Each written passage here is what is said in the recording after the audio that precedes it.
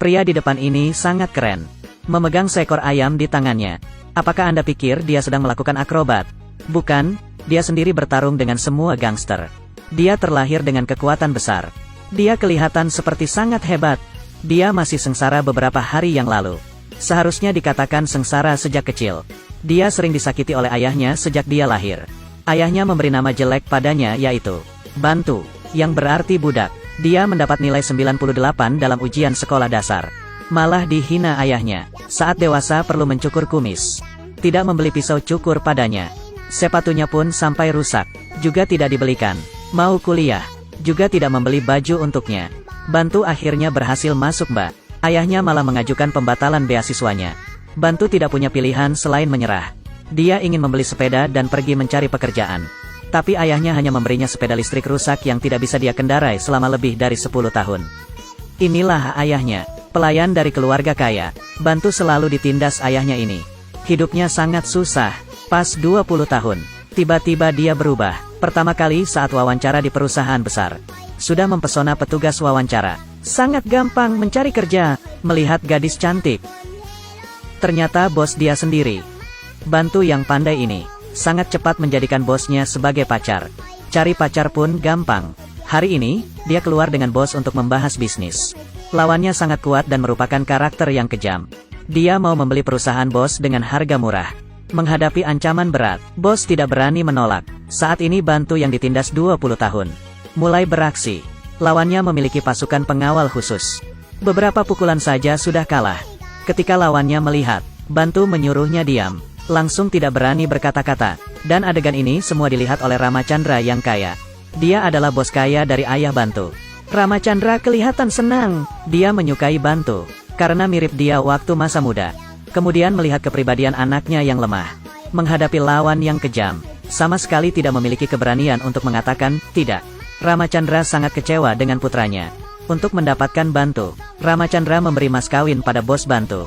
Walaupun putranya tidak berguna, tetapi menikah saja, akan membuat Bantu menjadi kesal.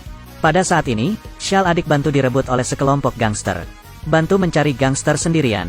Tidak ada tempat untuk melampiaskan. Kelompok gangster malang ini menjadi karung tinjunya. Bantu ditindas ayahnya selama 20 tahun. Sekarang bahkan pacarnya harus menikah dengan orang lain. Sehingga mencari gangster untuk pelampiasan, tetapi akhirnya dibawa ke kantor polisi. Bosnya datang menjaminnya. Tentunya bos masih cinta padanya. Mereka memutuskan untuk berdiskusi dengan Ramachandra. Sampai di kantor Ramachandra, melihat Ramachandra tergeletak di lantai dengan darah di dadanya. Bantu langsung membawanya ke rumah sakit. Yang menusuk Ramachandra adalah bos gangster. Bos gangster menyukai kantor Ramachandra. Ingin dengan harga rendah membeli setengah sahamnya. Ramachandra tidak setuju, sehingga ditusuk oleh bos gangster. Di rumah sakit, seorang pasien wanita mengenali Ramachandra. Juga mengenal pelayan Ramachandra. Dia memberitahu Bantu secara emosional. Pelayan itu bukan ayah Bantu. Ramachandra barulah ayah Bantu. Ternyata dia adalah suster di rumah sakit ini 20 tahun yang lalu. Malam hujan 20 tahun yang lalu. Dua wanita hamil melahirkan di sini. Dengan tangisan bayi. Dua bayi lahir bersamaan. Keduanya laki-laki. Malangnya, anak Ramachandra meninggal saat dilahirkan. Karena suster takut orang kaya menyalahkannya. Pelayan memberi ide. Menukar bayi. Menggunakan putranya. Bertukaran dengan putra Ramachandra yang kaya. Tidak ada yang bakal tahu. Tetapi setelah menukarnya, bayi yang meninggal ini malah hidup kembali. Suster ingin menukar balik, tetapi pelayan tidak setuju. Pada awalnya, dia dan Ramachandra memasuki perusahaan dan bekerja keras bersama. Ramachandra beruntung, menikahi istri yang cantik dan kaya menjadi bosnya. Tetapi dia, masih tetap miskin sampai sekarang. Dia mau putranya hidup kaya. Selama perselisihan, kepala pelayan mendorong suster sehingga jatuh. Suster menjadi koma. Dua anak ini, akhirnya hidup dalam kehidupan berbeda. Saat itu suster sadar kembali. Sepertinya memang takdir. Suster mati setelah dia mengatakan semuanya. Bantu terkejut. Ternyata yang sedang dirawat itu adalah ayah kandungnya. Akhirnya dia mengerti kenapa ayah palsu begitu terhadapnya. Kebencian 20 tahun langsung melonjak ke dalam hati. Pertama kali dia memukul ayah palsunya. Tapi dia melepaskan semua kebenciannya. Bicara terus terang dengan kepala pelayan.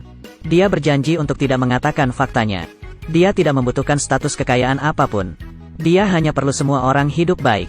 Bantu diam-diam mengunjungi Ramacandra. Mengetahui bahwa hubungan dia dan istrinya tidak baik. Putranya datang menjenguk pun seperti orang asing. Adik ipar mencoba merampok hartanya.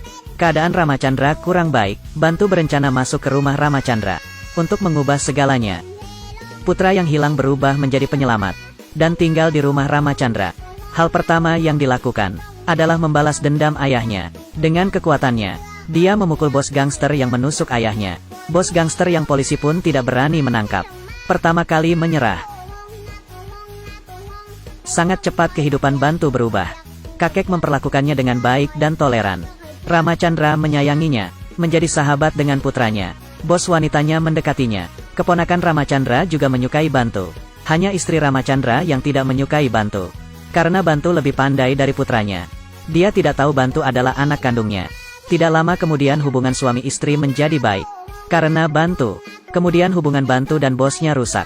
Di depan semua orang, pelayan menamparkan Bantu, mengatakan keburukan Bantu, bahkan atas nama Ramacandra, mengusir Bantu.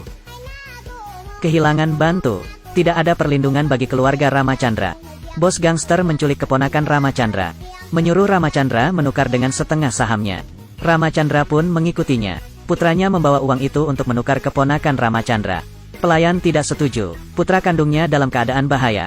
Sehingga dia ingat akan Bantu. Pelayan berharap Bantu menolong putranya. Tetapi Bantu menolak. Tetap saja berbelas kasihan. Bantu pergi ke tempat bos gangster. Orang hebat selalu ada hewan peliharaan. Tetapi yang dibawa Bantu adalah seekor ayam betina. Akhirnya Bantu sendiri menghabisi semua gangster. Bos gangster takut. Tetapi sudah terlambat. Melukai ayahnya maka dia akan balas. Bantu berhasil menolong keponakan Ramacandra. Menyelesaikan semuanya. Dan dia pun pergi. Tetapi kakek tidak setuju. Kakek menamparkan pelayan. Ternyata kakek tahu Bantu adalah cucunya. Perbincangan Bantu dan suster didengar oleh kakeknya. Cucu kesayangan yang hidup menderita. Kakek sangat membenci pelayan. Tetapi Bantu tidak membenci. Walaupun pelayan jahat terhadapnya. Tetapi kaki pelayan sudah pincang. Pelayan yang melakukan kejahatan sudah mendapat balasan. Kesalahan 20 tahun lalu sudah terjadi. Memperbaikinya lagi hanya akan menyakiti lebih banyak orang. Bantu tidak mengatakan faktanya, karena ingin melihat keluarganya bahagia. Tidak lama kemudian Ramacandra bertambah seorang putra lagi. Bantu, nama perbudakan ini, mengambil warisan keluarga. Pria yang malang menjadi kaya. Bagaikan permata di dalam batu.